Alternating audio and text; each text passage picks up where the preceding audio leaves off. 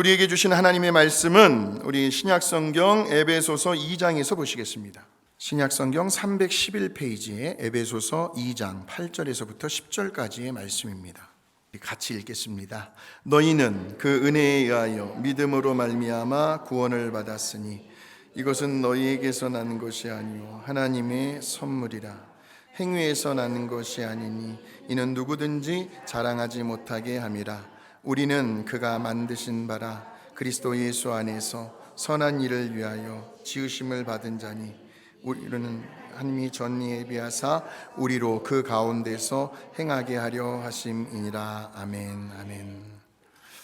오늘 함께 나누실 말씀의 제목인데요, 믿음은 어디에서부터 시작이 되는가라는 제목입니다.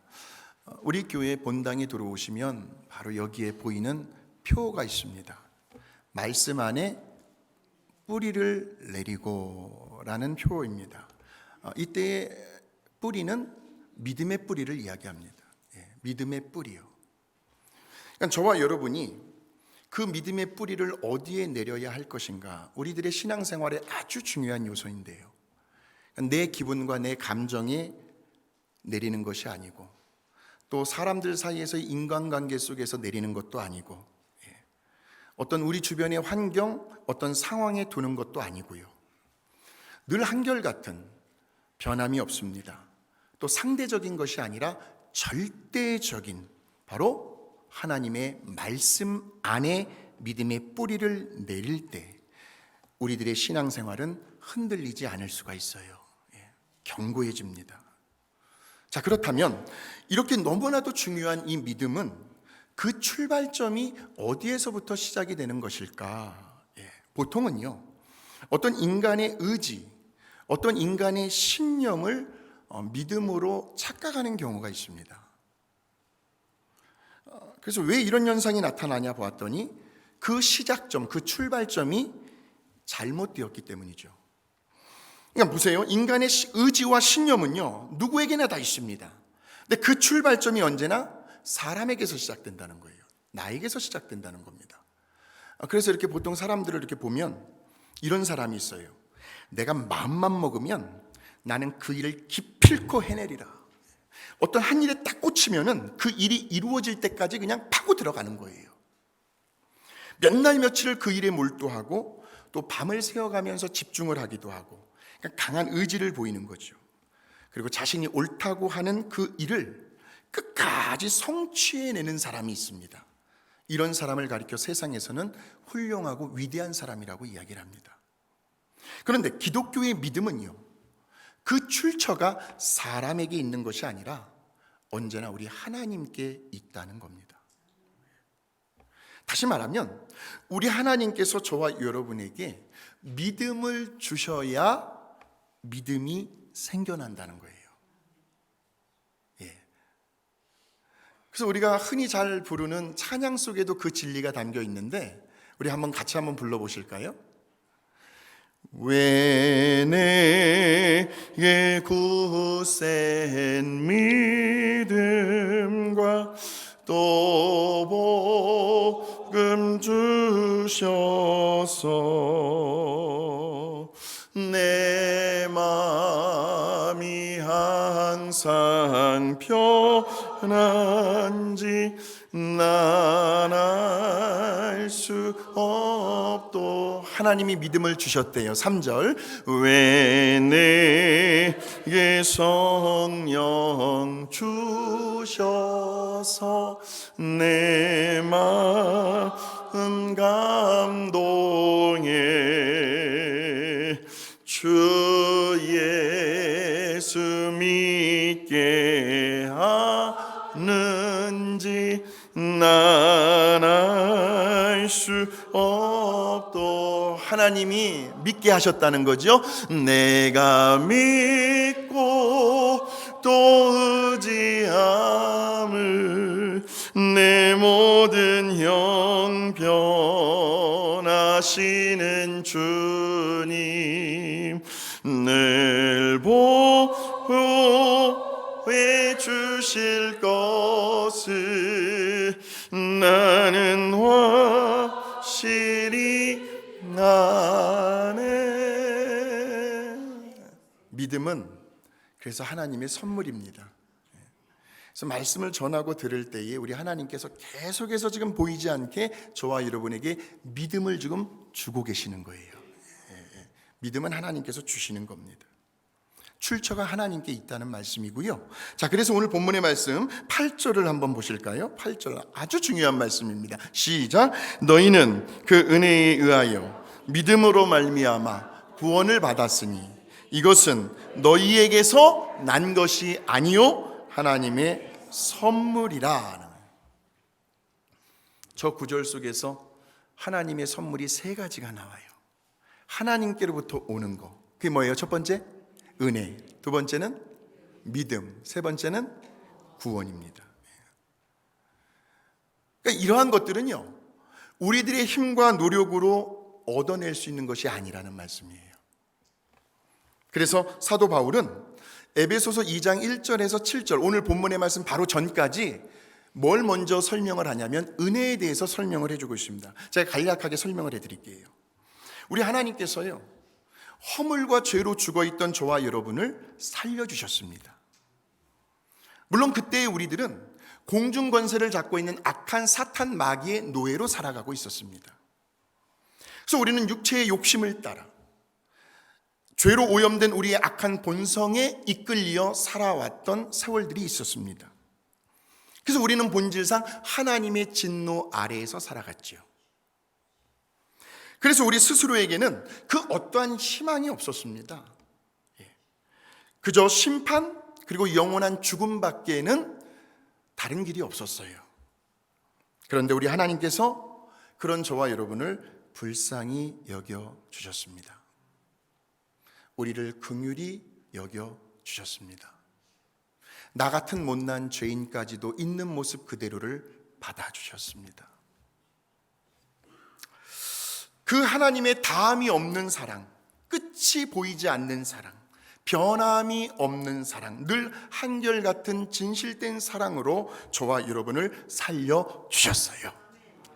어떻게 살려주셨을까요? 하나님의 분신과도 같은 하나밖에 없는 독생자 외아들 예수 그리스도를 이 땅에 보내주셔서 십자가에 죽게 하심으로 인하여, 그래서 누구든지 그 주님을 영접하는 자, 그 이름을 믿는 자들에게는 하나님의 자녀가 되는 권세를 주심으로 인하여 우리에게 어마어마한 구원의 은혜를 베풀어 주셨습니다. 뿐만 아니라 그런 저와 여러분을 그리스도 안에서 하늘의 보좌에 앉혔다라고 나와요. 에베소서에 보면. 이 말은 저와 여러분을 하늘나라의 시민권자로서 천국 백성이 되게 해 주셨다는 말씀이에요. 그러니 보세요. 저와 여러분이 한 일이 있습니까? 아무것도 없습니다. 이 모든 구원의 역사가 다 하나님의 선하신 의지의 결과였다는 거죠. 하나님께서 작정하신 거예요. 하나님께서 이루신 일입니다. 그러므로 우리 하나님께서 베푸신 이 은혜를 우리는 그저 계산할 것도 없습니다. 그냥 믿음으로 감사함으로 받아들일 때에 보라 지금은 구원의 날이로다. 지금도 곳곳에서 구원받는 역사들이 일어나고 있다는 거죠. 그러니까 은혜, 믿음 그리고 구원을 이야기할 때 은혜를 본질이라고 한다면 믿음은 구원을 받는 수단이라고 할 수 있습니다.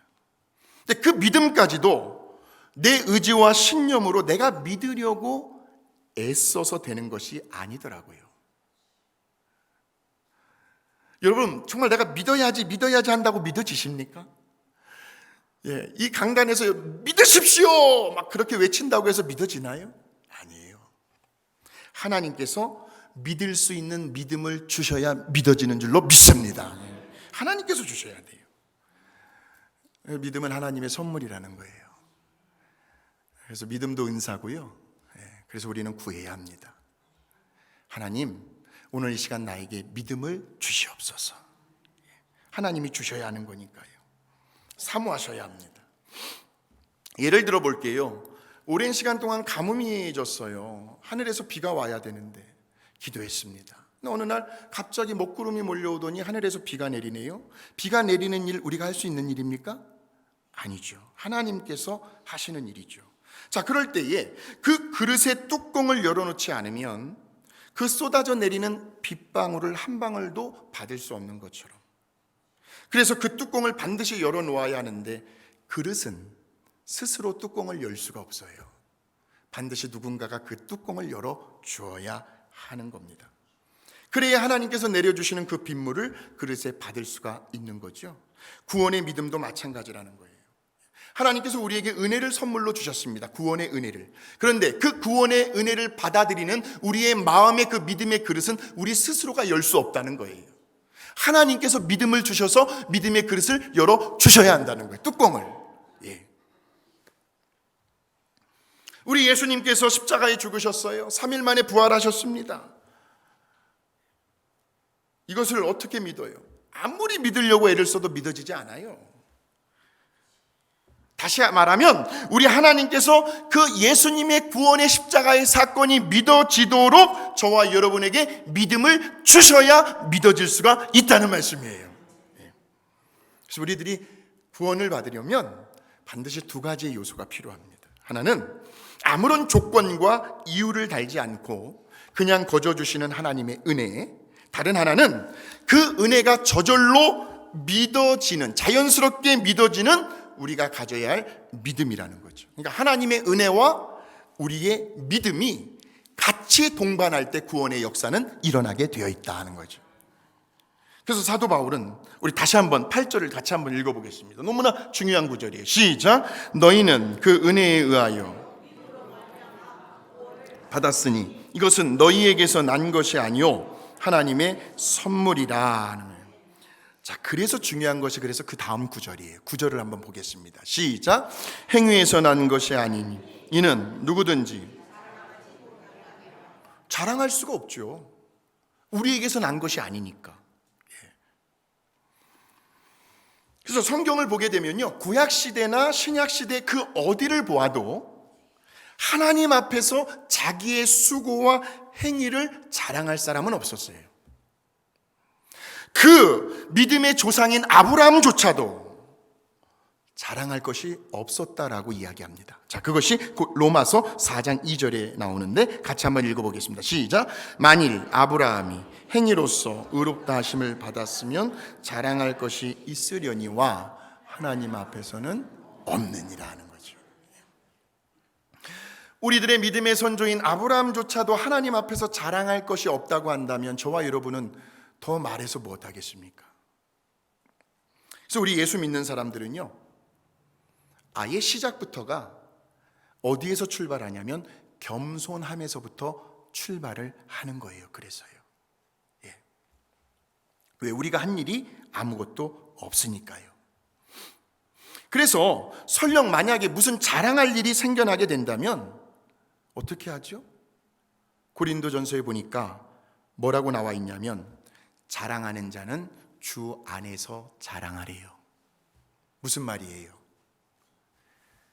나 자신을 드러내지 말라는 겁니다.